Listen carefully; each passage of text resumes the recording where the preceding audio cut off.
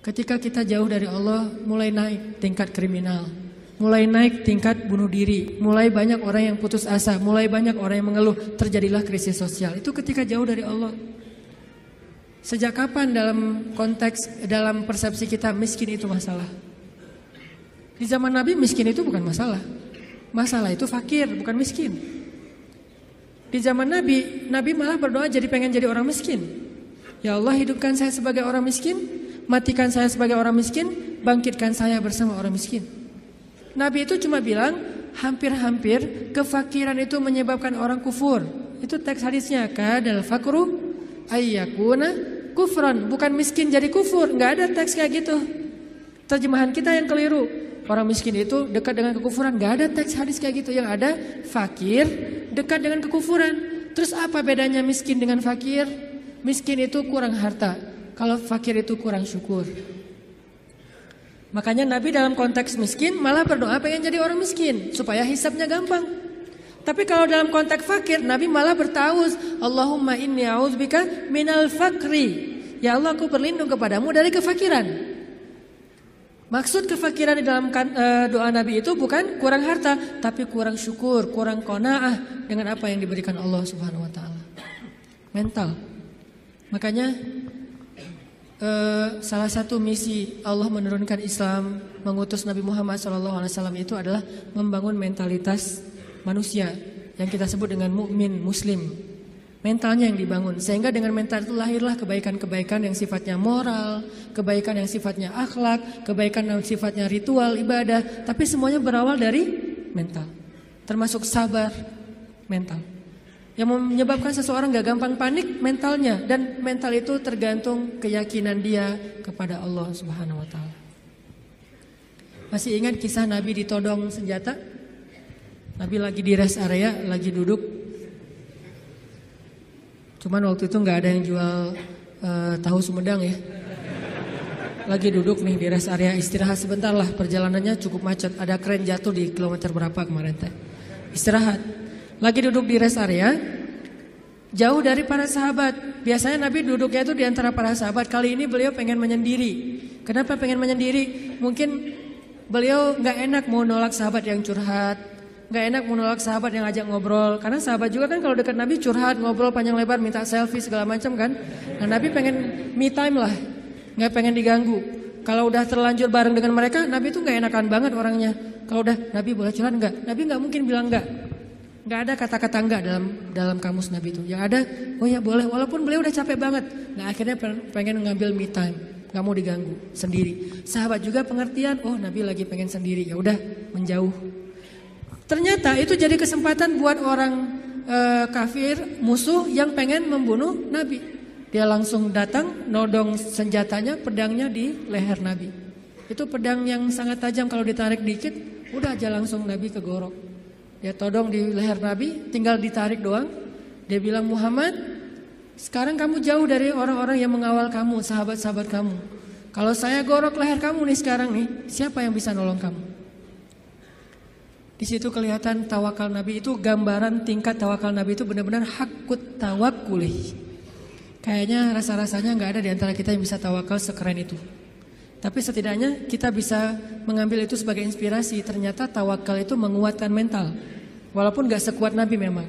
Nabi kan di atas rata-rata ya, manusia paling istimewa lah. Siapa yang bisa nolongin kamu Muhammad? Nabi dengan tersenyum melihat ke arah dia, dengan tenang mengatakan, Allah. Saking mantapnya kata-kata Nabi sampai bikin orang itu gemetar, jatuh tuh pedangnya. Kita belum bisa kayak gitu. Ketika kita datengin, Pak saya mau melamar anak Bapak, kamu ngasih makan apa buat anak saya? Allah yang ngasih makan. Astagfirullahaladzim, iya terima. Gak bisa, langsung gemetar tuh orang. Mertua langsung gak bisa berdiri. Mana bisa kita naklukin mertua dengan kata-kata kayak gitu kan. Kemarin aja saya, tadi pagi saya disuruh minta sharing di Mabes TNI aja, saya yang gemetar. Biasanya kan enjoy gitu, ceramah santai dan cari-cari bahan ngebully. Mau ngebully TNI, bayangin. Di depan jenderal-jenderal, bintang 2, bintang 3, ini mau ngebully apa ini? Saya kan mati langkah kalau nggak ngebully ya. Jadi bingung mau kayak gimana. Udah aja kaku nggak jelas gitu, salting pokoknya sampai mereka juga ngeliat ini ceramah atau lagi curhat ya, nggak jelas gitu. Artinya kita tuh nggak punya mental kayak Nabi tuh, menghadapi makhluk aja kadang-kadang keder. Nabi menghadapi orang yang satu-satunya paling memusuhi beliau, udah siap pengen menggal kepala beliau. Coba imajinasikan deh adegan itu, karena kalau cuma baca teks sejarah nggak akan dapat apa-apa. Oh gitu doang, padahal kita juga nggak bisa kayak gitu kan. Bisa nggak kita ketika lewat satu jalan terus digonggong sama guguk misalnya, terus kita santai, kamu dan saya sama-sama hamba Allah, bisa nggak kayak gitu? Sehingga dia langsung melipir, oh ya salah, sorry, salah ngegonggong ustadz ya. Nggak gitu kan? Tetap aja kaget. Walaupun nggak takut, mungkin kaget pasti dengan suaranya nyentangnya. Baru sekali dia bersuara langsung, oh udah gitu jaim-jaim melihat orang ada yang lihat nggak, saya kaget gitu kan ya. Tapi Nabi nggak sama sekali kayak gitu. Dia todong, dan orangnya itu preman. Bayangin tatoan preman yang udah biasa bunuh orang buat dia itu kayak hobi, kayak kita ngopi gitu. Aduh hari ini belum bunuh orang gitu.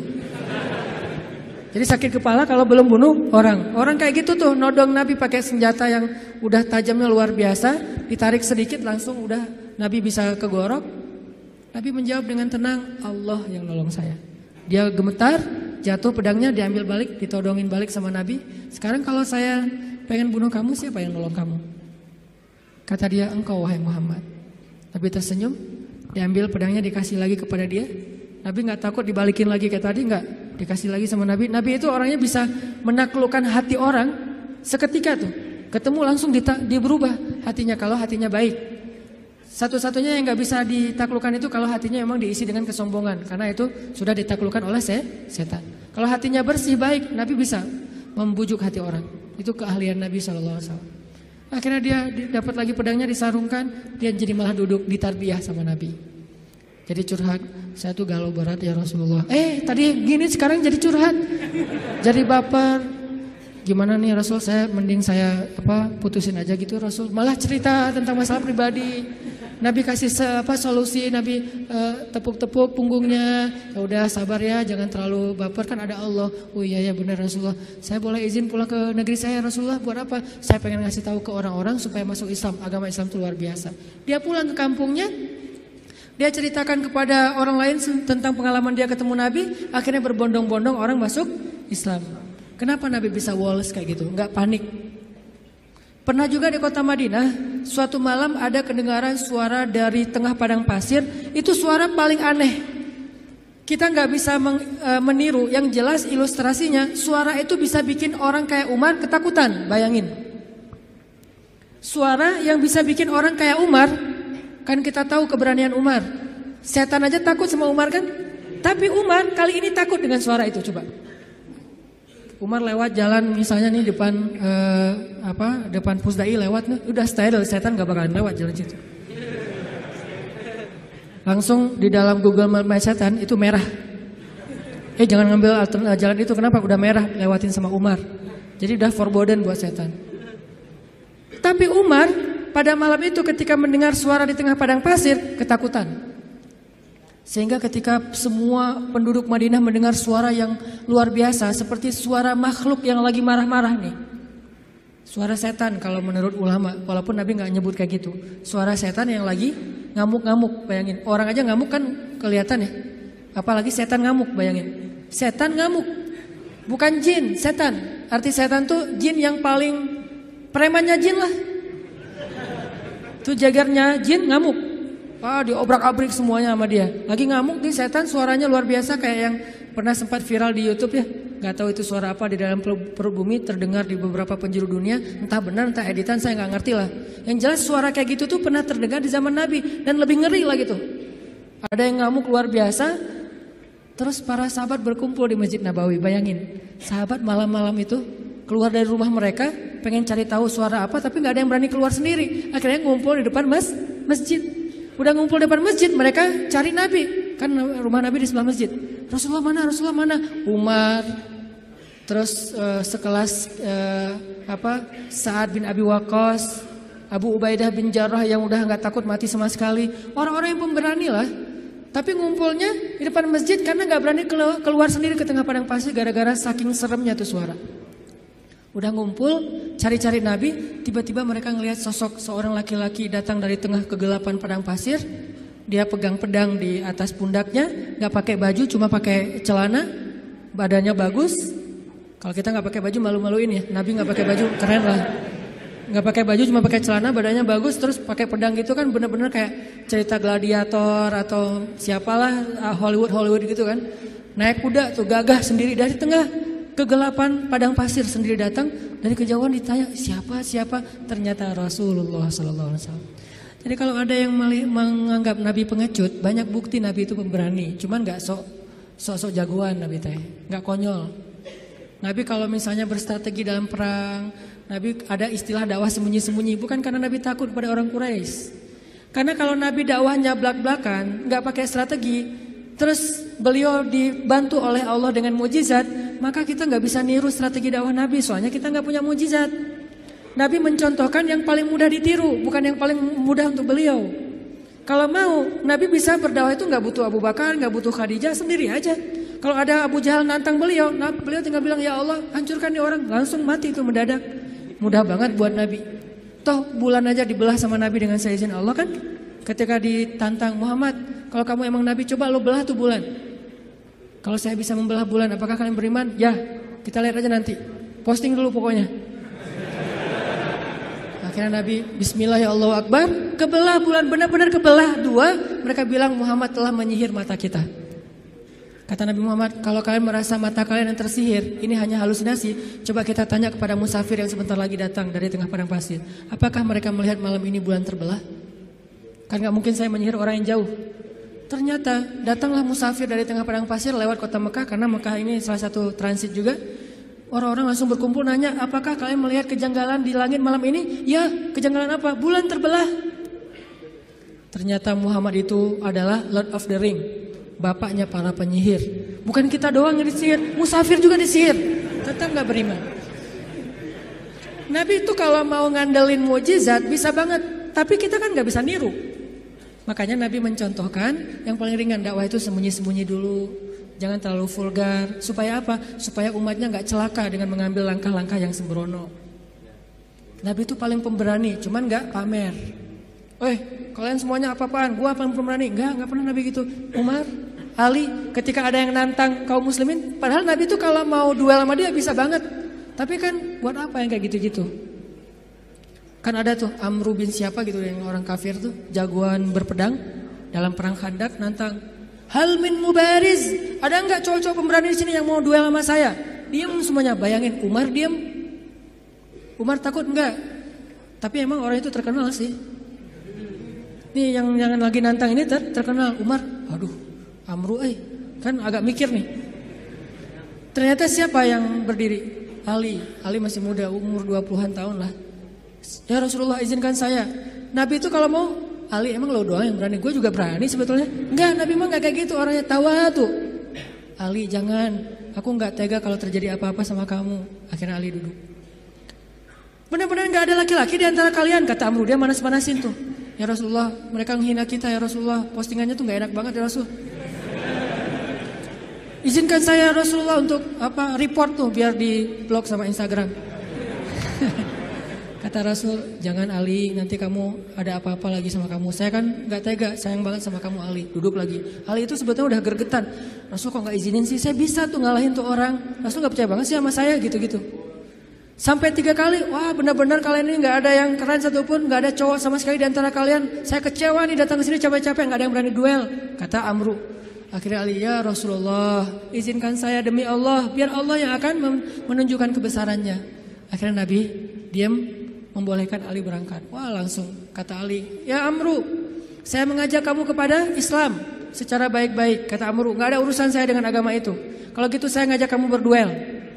Kata Amru, saya gak tega membunuh kamu wahai Ali. Kata Ali, tapi saya tega bunuh kamu. Coba, Ali terkenal kan jagoannya Rasulullah kan. Akhirnya tarung, wah tahu sendiri kekuatan pedang Zulfikarnya Ali. Terkenal lah, legend banget lah pokoknya tuh. Ali itu bisa dibilang salah satu petarung legend dalam Islam. Ali dengan Zulfikarnya. Akhirnya tuh orang terkapar, penggal sama Ali dan mati dalam peperangan itu hal yang wajar. Jadi nggak ada urusan HAM-nya mana tuh, hak asasi manusia. Ini perang.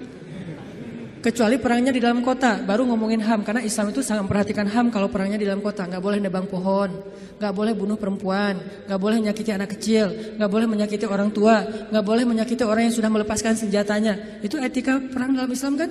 Tapi kalau di medan perang, ya wajar tuh laki-laki sama laki-laki, wajar banget itu mah. Sama-sama cowok, sama-sama militer, sama-sama megang senjata, wajar banget. Jadi artinya Rasulullah itu sangat pemberani. Tiba-tiba Nabi datang bawa pedang di atas pundaknya, terus megang kuda, datang gagah banget. Orang-orang pas dari jauh ngeliat siapa, kok pemberani banget. Ternyata Rasulullah SAW. Begitu Nabi datang, tenang semuanya. Nabi itu kayak ayah buat sahabat. Nabi turun dari kudanya, diikat kudanya di kandang kuda, di garasi rumah beliau. Udah selesai markirin kuda, Nabi datang ke sahabat. Ya udah ya, udah bubar ya, udah selesai. Kata sahabat, Nabi ada apa sih di luar? Tadi kedengaran suaranya serem banget. Kata Nabi, udah beres. Nabi nggak cerita. Saking Nabi bijak. Kan kalau kita mah habis kayak gitu kan ceritanya panjang tuh ya. Wah, gua tadi habis tarung loh sama dia. Kan gitu ya. Nggak bijak banget kita mah. Kalau Nabi bijak, udah beres. Nggak, gua habis tarung. Wah, babak belur lah pokoknya. Dia udah nggak patah kaki, patah tangan. Tadinya tuh dia gaya-gaya nantang gua, nggak tahu siapa Muhammad gitu-gitu kan. Ini anaknya Abdullah, cucunya Ismail, seorang sniper. Ismail kan terkenal sniper ya. Mata Ismail itu turun kepada Nabi Muhammad, mata yang tajam. Salah satu keistimewaan Nabi itu matanya tajam, sehingga beliau itu nggak pernah meleset dari memanah. Cuman kenapa nggak terkenal? Karena Nabi nggak suka manah seseorang yang tidak layak. Nah kita mah cuman manah calon juga nggak kena kan ya. Gagal lagi. Insya Allah nanti saya sharing cara memanah.